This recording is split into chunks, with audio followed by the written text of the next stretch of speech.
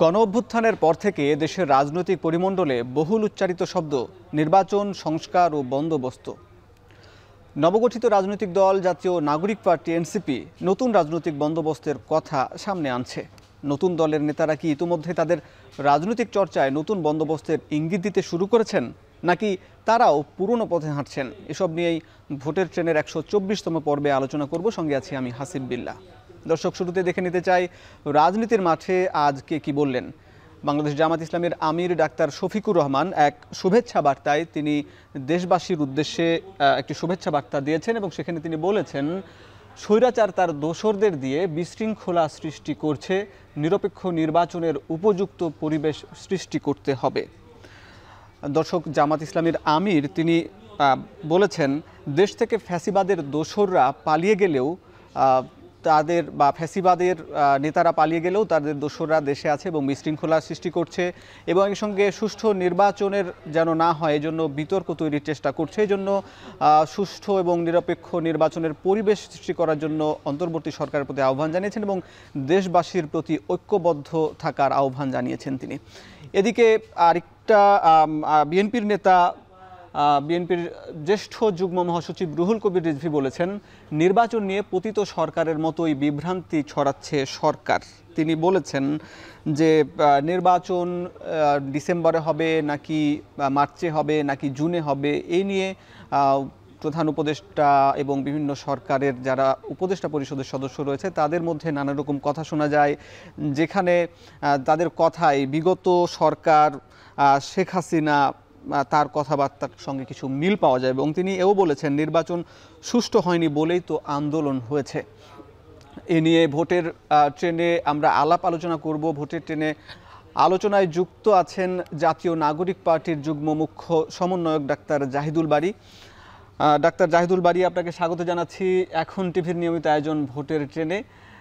আপনার কাছে শুরুতেই জানতে চাই, বিএনপি নেতার যে বক্তব্য সেই সূত্র ধরেই যে নির্বাচন সুষ্ঠু হয়নি বলে আন্দোলন হয়েছে। যখন আন্দোলন হয় তখন আপনি মাঠে ছিলেন, আপনি অনেকের আপনি সার্জন চিকিৎসক যিনি অনেকের আহত যারা হয়েছে তারা আপনার কাছ থেকে সেবা নিয়েছে। আসলে তখনকার প্রেক্ষাপট কেমন ছিল? আসলে কি নির্বাচনের জন্যই এই আন্দোলন হয়েছে? আপনি কি বিএনপির এই নেতার বক্তব্যটা কেমন সমর্থন করেন? ধন্যবাদ সাকিব বিল্লাহ। আপনার মাধ্যমে বাংলাদেশ এবং বাংলাদেশের বাইরে বাংলা ভাষাভাষী সকলকে আমি ধন্যবাদ জানাচ্ছি আজকের এই এখন টিভির প্রোগ্রামটা দেখার জন্য। আপনার প্রশ্নটা অত্যন্ত সময়োপযোগী। বিগত কয়েক মাস ধরে, এমনকি সত্যি বলতে হচ্ছে যে 5 তারিখের পর থেকে 5 আগস্টের পর থেকেই বিএনপির নেতারা যেন নির্বাচন করে একেবারে অস্থির হয়ে আছেন। ওনারা কেন যেন প্রতি বেলাতেই নতুন করে নির্বাচনের গান শোনাচ্ছেন বাংলাদেশের মানুষদেরকে। আসলে এটি আমার কাছে কেন যেন মনে হয় এটি 5 তারিখের পূর্বের ফ্যাসিবাদের কোনো ধ্বনি প্রতিধ্বনিত হচ্ছে কিনা এই নির্বাচন কথার মধ্য দিয়ে। কারণ দেখেন, নির্বাচন তো সবাই চায়। একটা গণতান্ত্রিক দেশে নির্বাচনের মাধ্যমে সরকার পরিবর্তন হবে অথবা নতুন কোনো সরকার আসবে, এটি সেই দেশের জনগণের সকলেরই প্রত্যাশা।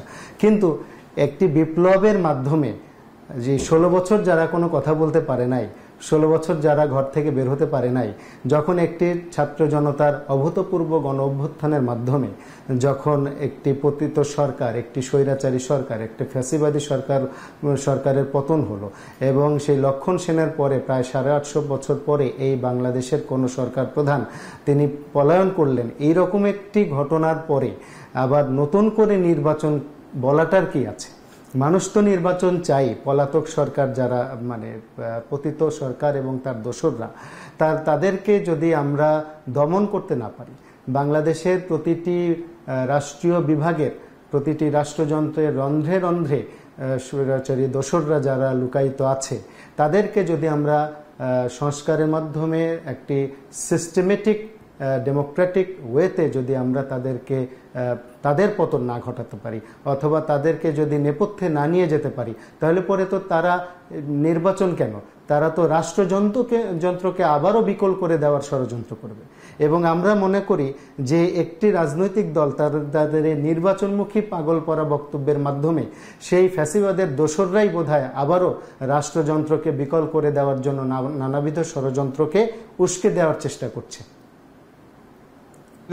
করছে। কিন্তু একই সঙ্গে তারা যেটি বলছে যে দীর্ঘমেয়াদী সংস্কার প্রয়োজন, আসলে প্রত্যেকটা কাঠামোই, সেখানে বিএনপি মনে করছে যে নির্বাচিত সরকারই আসলে এই দীর্ঘমেয়াদী সংস্কার করার ম্যান্ডেট রাখে। আপনার কাছে কি মনে হয়?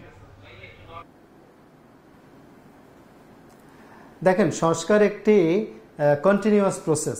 সংস্কার কখনো একটি দিনের বা একটি মাসের, একটি বছরের কিংবা একটি নির্ধারিত সময়ের না। পরিস্থিতির আলোকে সংস্কারের চাহিদা পরিবর্তিত হয়। এখন যে ধরনের সংস্কার প্রয়োজন, বিগত 16 বছর একটি ফ্যাসিবাদী সরকার, স্বৈরাচারী সরকার এদেশের মানুষের কণ্ঠকে রোধ করে, এদেশের সকল রাষ্ট্রীয় উপায় উপকরণকে ব্যবহার করে দেশকে একটি প্রতিবেশী দেশের করদ রাজ্যে পরিণত করেছিল। সেই অবস্থায় একটি নতুন নির্বাচন দিয়ে আপনি কতটুকু সাস্টেইন করতে পারবেন, তার থেকে আপনি একটি যৌক্তিক সংস্কার, আমরা কিন্তু বলছি না, আমাদের পক্ষ থেকে কখনো বলা হয় নাই যে একেবারে পূর্ণাঙ্গ সংস্কার, কারণ পূর্ণাঙ্গ সংস্কার বলে কোনো কথা নেই।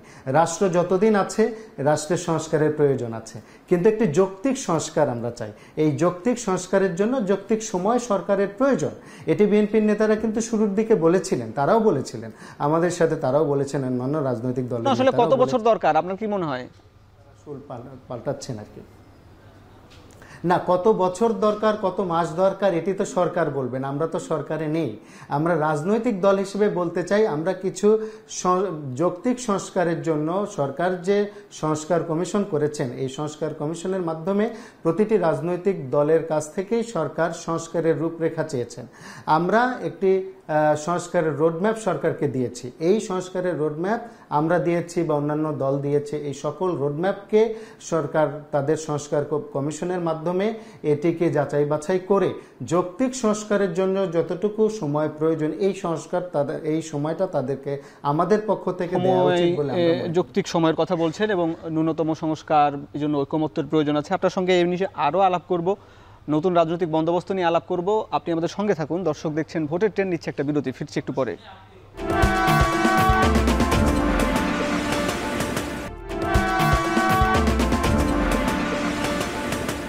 দর্শক, স্বাগত ভোটের ট্রেনে। আলোচনায় যুক্ত আছেন ডাক্তার জাহিদুল বারী, জাতীয় নাগরিক কমিটির মুখ্য সমন্বয়ক। আপনাকে আবারও স্বাগত জানাচ্ছি। আপনার কাছে জানতে চাই যে জাতীয় নাগরিক পার্টি এনসিপি শুরু থেকেই নতুন রাজনৈতিক বন্দোবস্তের কথা বলছে, বা গণ অভ্যুত্থানের আগেও এই আলাপটা ছিল, কিন্তু আসলে নাগরিক কমিটি গঠন হবার পরেও এই আলাপটা এখনও চলমান। আসলে এটা কি বিলাসী কোনো শব্দ, নাকি এর বাস্তবতা কেমন, এর কাঠামো কেমন? ধন্যবাদ হাসিবুল্লাহ। আসলে বন্দোবস্ত শব্দটি তো বিলাসী নয়, এটি আমাদের কাছে বহুল প্রচলিত একটা শব্দ। বন্দোবস্ত অর্থ, বাংলা অর্থ হচ্ছে ব্যবস্থাকরণ, যে নতুন একটি প্রক্রিয়া, একটি ব্যবস্থা। তো আমরা রাজনৈতিক বন্দোবস্ত, নতুন রাজনৈতিক বন্দোবস্তের কথা বলছি, যেখানে আসলে আমরা খুব সহজভাবে বলতে গেলে আমাদের নতুন রাজনৈতিক বন্দোবস্ত হচ্ছে বাংলাদেশের পক্ষের রাজনীতিকে প্রমোট করা। যেখানে বাংলাদেশে আমরা বিগত 53 বছরে বাংলাদেশে আমরা দেখেছি যে বাংলাদেশের বিভিন্ন রাজনৈতিক দল তারা বিভিন্ন সময়ে প্রতিবেশী অথবা দূর প্রতিবেশী বিভিন্ন রাষ্ট্রের সমর্থন নিয়ে কাজ করার চেষ্টা করে, সেই রাষ্ট্রের বিভিন্ন প্রোপাগান্ডাকে অথবা বিভিন্ন এজেন্ডাকে তারা বাস্তবায়নের জন্য চেষ্টা করেছেন। আমরা সেটার বিপরীতে কেবলমাত্র বাংলাদেশের পক্ষে, কেবলমাত্র বাংলাদেশ নামক একটি রাষ্ট্রকে বিশ্বের দরবারে মাথা উঁচু করে টিকে থাকা, লড়াই করা এবং মাথা উঁচু করে সামনে এগিয়ে যাওয়ার জন্য একটি বন্দোবস্ত ঠিক করার জন্যই রাজনীতি শুরু করেছি। সেজন্যই আমরা বলছি এটি নতুন বন্দোবস্ত। নতুন বন্দোবস্তকে আমরা যদি খুব মোটা দাগে বাংলাদেশের মানুষের কাছে সহজ করে বলতে চাই, তাহলে সেটি হচ্ছে যে আমাদের ফ্যাসিজমের মূলোৎপাটন। এটি একটি আমাদের কথা, যে আমরা নতুন বন্দোবস্তের মাধ্যমে পুরনো সকল ফ্যাসিজম বা ফ্যাসিবাদী চিন্তা চেতনার মূলোৎপাটন করতে চাই, একেবারে গোড়া থেকে কেটে দিতে চাই। যেখানে আওয়ামী লীগ কিংবা শেখ হাসিনা কিংবা শেখ মুজিবুর রহমানের মতো কোনো ফ্যাসিস্ট আওয়ামী লীগের মধ্যেই নয়, এটাই তো বিভিন্ন রাজনৈতিক দলের মধ্যেও থাকতে পারে, এমনকি এনসিপির মধ্যেও থাকতে পারে। হ্যাঁ, ডেফিনেটলি এটি রাজনৈতিক দলের মধ্যে থাকতে পারে, জন্যই আমরা বলছি যে এই ফ্যাসিজমের মূলোৎপাটন করতে হবে। অর্থাৎ ফ্যাসিস্ট চিন্তা, আমাকে যেভাবেই হোক ক্ষমতায় থাকতে হবে, আমাকে শোষণ করতে হবে, আমাকে জনগণকে নিপীড়ন করে দুর্নীতি করে আমাকে টাকার পাহাড় গড়তে হবে, আমাকে ক্ষমতার চূড়ায় থাকতে হবে, এই যে বিষয়গুলো এগুলির কবর রচনা আমরা করতে চাই। আমরা বলছেন আমরা গণ অভ্যুত্থানের পরে বিভিন্ন সমন্বয়কদের বিরুদ্ধে বিভিন্ন অভিযোগ শোনা যায়, যারা বিভিন্ন দপ্তরে গিয়ে অনেক টাকা পয়সা অর্জন করেছেন অসৎ উপায়ে, এরকম অনেক গণমাধ্যমে খবর বের হয়। এবং একই সঙ্গে আমরা দেখি যে কোনো নেতা বিশাল গাড়ি বহর নিয়ে শোডাউন করে, যেটি আসলে পুরাতন রাজনৈতিক দলগুলো যেগুলো করে এসেছে আমরা দেখেছি, এবং তাদের অর্থায়নে রাজনৈতিক দলগুলো পরিচালিত হয়। ঠিক কি এনসিপি সেদিকে গড়াচ্ছে, নাকি এনসিপির লক্ষ্যটা কি? দেখুন, বিভিন্ন জায়গা থেকে বিভিন্ন ধরনের খবর তো আসবেই, কারণ খবর যারা বের করে তাদের মুখ বন্ধ করা তো আমাদের কাজ না। খবরের জায়গায় খবর বের হবে, আমাদের কাজটা হচ্ছে যে আমাদের জায়গা থেকে স্বচ্ছতা নিশ্চিত করা এবং সেটি জনগণের কাছে পৌঁছে দেওয়া, জনগণের কাছে এটাই বোঝার উপায় করে দেওয়া যে আমরা স্বচ্ছ। তো সেক্ষেত্রে বলতে চাই যে সচিবালয়ে ঘিরে কি হচ্ছে না হচ্ছে, আমরা তো সরকারি দল নই, সরকারের জায়গায় রয়েছে। আমরা নতুন 1 মাস হলো আমাদের পথ চলা, আমরা একটি রাজনৈতিক দল হিসেবে কাজ করছি, সুতরাং এখানে সচিবালয় নিয়ে তো আমাদের কোনো ব্যাপার থাকতে পারে না, স্বাভাবিকভাবে থাকতে পারে না। এটি একটা বিষয়। আরেকটা হচ্ছে শোডাউনের ব্যাপার। দেখেন, গণতন্ত্রের রাজনীতিতে শোডাউনের একটা চর্চা আছে, এটি বাংলাদেশ, ভারত সহ ভারতীয় উপমহাদেশে শোডাউনের একটি চর্চা রয়েছে। এটি একটি রাজনীতির বাস্তবতা, এটিকে আমরা ওভারলুক করার কোনো সুযোগ নেই। তবে শোডাউনটা কতটুকু বিলাসবহুল হলো বা কেমন কি হলো, এটি নিয়ে প্রশ্ন উঠতেই পারে, এটি প্রশ্ন তোলাটাও জনগণের অধিকার। এবং যিনি করেছেন, এটি তো হয়তো আমি করি নাই, যিনি করেছেন তিনি এটির সদুত্তর দেবেন। তবে আমার কাছে মনে হয় যে বাংলাদেশের রাজনীতিতে শোডাউন ডেফিনেটলি একটি বাস্তবতা। এটির জন্য আমরা রাজনীতিবিদরা, আমরা জনগণের কাছে যেতে হলে, জনগণের কাছে আমার কথা বলতে গেলে আমাকে তো তাদের কাছে উপস্থাপন করতে হবে, তাদের কাছে একটি সামগ্রিকভাবে যাওয়ার একটি প্রক্রিয়াই শোডাউন। সুতরাং এটি আসলে যদিও পুরনো বলতে কি, আপনি তো একেবারে সব কিছুকে ঢেলে সাজাতে পারবেন না।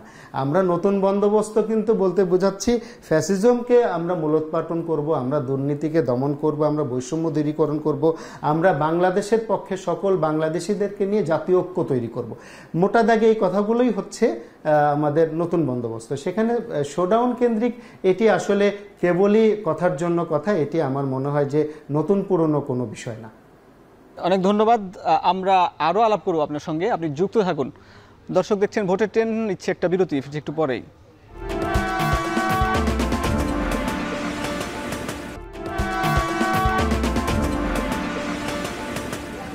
বিরতির পর স্বাগত। দর্শক দেখছেন ভোটের ট্রেন, আলোচনা করছি জাতীয় নাগরিক পার্টির যুগ্ম মুখ্য সমন্বয়ক ডাক্তার জাহিদুল বারীর সঙ্গে। বারী ভাই, আপনার সঙ্গে আলাপ করছিলাম নতুন বন্দোবস্ত নিয়ে। আমি যেটা নতুন বন্দোবস্ত বলতে বুঝি যে পুরনো সকল রাজনৈতিক যেসব খারাপ কালচার সেগুলো ভেঙে চুরে দিয়ে একেবারে নতুনভাবে গড়া, যেখানে আমরা দেখছি যে যদি এনসিপির রাজনৈতিক নেতারা বিশাল গাড়ি বহর নিয়ে, যেখানে মোটর যান নিয়ে যদি বহর করেন, সেখানে কিন্তু প্রশ্ন থেকেই যায় সেটার অর্থের উৎস কোথায়। এইসব নিয়ে কিন্তু প্রশ্ন আছে। আসলে কি আপনারা জাতীয় নাগরিক পার্টিতে এসব প্রশ্ন করেন আপনার নেতাদেরকে? হ্যাঁ, দেখেন, একটা পার্টিতে তো অনেক ধরনের কথা হয়, সেখানে আলোচনা এবং সমালোচনার ভিত্তিতে একটি জবাব চাওয়ার ব্যাপারটা, এটা তো অবশ্যই রয়েছে। তো আসলে যেটি আমি বলছিলাম যে নতুন বন্দোবস্ত বলুন আর যেটাই বলুন, আলটিমেটলি রাজনীতিবিদদের সম্পর্ক হচ্ছে জনগণের সাথে, মাটির সাথে। তো মাটি ও মাটির মানুষদের সঙ্গে কানেক্ট করতে হলে কিন্তু আপনাকে সেখানে যেতে হবে, যে যাওয়ার বাহনটা কেমন কি ঘটনাও জানি, যিনি পায়ে হেঁটে হেঁটে মানুষের কাছে গিয়েছিলেন।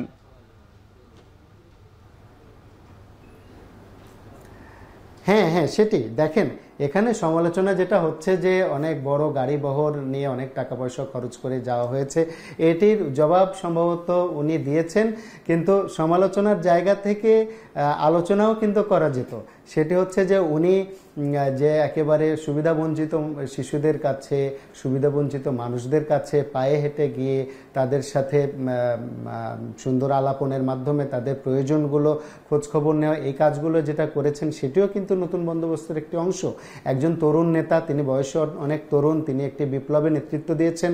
তিনি তার জেলায়, তিনি নিশ্চয়ই এই বয়সে তার জেলার প্রতিটি মানুষের কাছে তিনি পরিচিত হবেন না, তো তিনি যে পায়ে হেঁটে সকলের সাথে দেখা করছেন, তাদের সাথে আলাপ করছেন, মত বিনিময় করছেন, এটিও তো নতুন বন্দোবস্তের একটি অংশ। তবে একথা আমি হাসিব ভাই, আমি আপনাকে বলতে চাই যে জাতীয় নাগরিক পার্টি এদেশের 18 কোটি মানুষের মনে একটি নতুন আশার সঞ্চার ঘটিয়েছে। এই আশার সঞ্চারের জায়গা থেকেই কিন্তু আপনারা প্রশ্নগুলো করছেন যে নতুন বন্দোবস্ত আপনারা করতে চান, এখানে পুরনো বিষয়গুলো কেন। ডেফিনেটলি আমরা আপনাদের এই প্রশ্নগুলোকে স্বাগত জানাই। আমরা আমাদের পার্টিতেও, পার্টির ফোরামে এগুলি নিয়ে আলোচনা করি। আমাদের মধ্যে ডেফিনেটলি কারেকশন প্রয়োজন, কারণ আপনারা জানেন যে যারা আমরা কাজ করি, কাজ করলেই ভুল হবে, ভুল হলেই সেটার কারেকশন প্রয়োজন এবং হবে। কিন্তু আপনি যে পেশা আছেন, যে চিকিৎসা পেশায় একটা সময় সকল নতুন দল আশাকে নিয়ে মানুষের মধ্যে একটা উৎসাহ উদ্দীপনা ছিল। আপনার পেশায় যারা পেশাজীবী তারাও হয়তো ছিলেন। এখন কি সেই আগ্রহ উদ্দীপনা আছে, নাকি কোনোটা মানুষের আগ্রহ কিছুটা কমলো, কি মনে হয়? অবশ্যই আছে, এবং আগ্রহ উদ্দীপনা প্রতিনিয়ত বাড়ছে, এবং শুধু আগ্রহ না, মানুষের আশা এবং ভরসার জায়গা কিন্তু অনেক বাড়ছে। মানুষ কিন্তু এনসিপির উপর ভরসা করার চেষ্টা করছে, কারণ তারা জানে যে একঝাঁক তরুণদের নেতৃত্বে নতুন বাংলাদেশ, নতুন বন্দোবস্তের বাংলাদেশ, যেখানে ভারতের আধিপত্যবাদের বিরুদ্ধে বাংলাদেশের এই 55,500 বর্গ মাইলের এলাকাটাকে বিশ্বের দরবারে উঁচু করে নিয়ে যাওয়ার জন্য এই তরুণরা, যারা 16 বছরের ফ্যাসিস্ট সরকারকে পতন ঘটিয়েছে, এই তরুণরাই পারবে আগামীর বাংলাদেশকে একটি রোল মডেল হিসেবে বিশ্বে তুলে ধরতে। এজন্য কিন্তু শুধু ডাক্তার না, সকল শ্রেণী পেশা, সাধারণ মানুষ সকলের কিন্তু একটি জোয়ার সৃষ্টি হয়েছে এনসিপির ব্যাপারে। আপনারা এই রমজান মাস, আমরা এই রমজান মাসে কিন্তু বাংলাদেশের প্রায় প্রতিটি জেলা এবং মহানগরে এনসিপির অনেকগুলো প্রোগ্রাম করেছি।